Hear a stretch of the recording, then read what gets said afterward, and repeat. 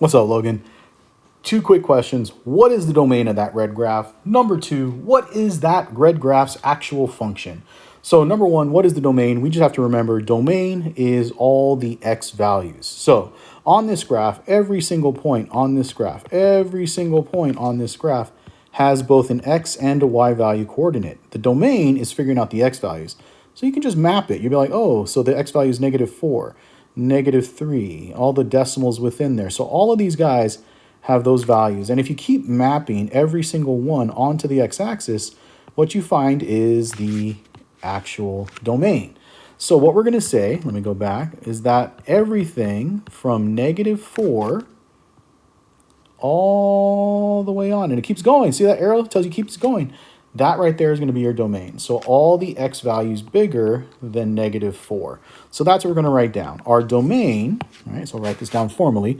Our domain is the set of x values that are greater than or equal to -4, right? All the numbers bigger than -4 and -4. So that's going to be our domain.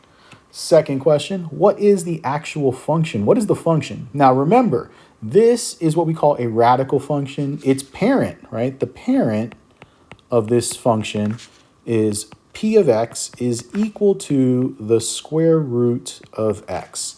That is the parent graph. All we need to do is figure out what is the transformation.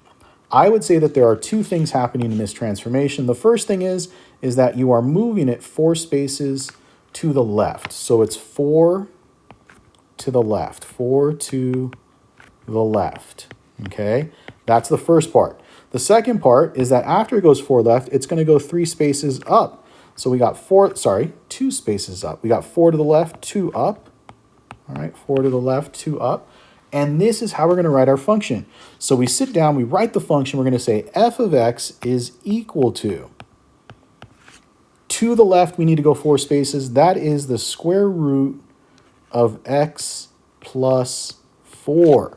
That's going to get it to move it 4 spaces to the left, kind of like how we talked about in class. And then plus 2 outside of the radical. Now to go over this, just to make sure that we're clear, this plus 2 is because the 2 spaces up. This this plus 4, my mistake, is because the 4 spaces to the left. Our final answer for question number 2, f of x equals the square root of x plus 4 all under the square root plus 2 on the outside. If you have any other questions, please hit me up on email, and I'll see you guys in class.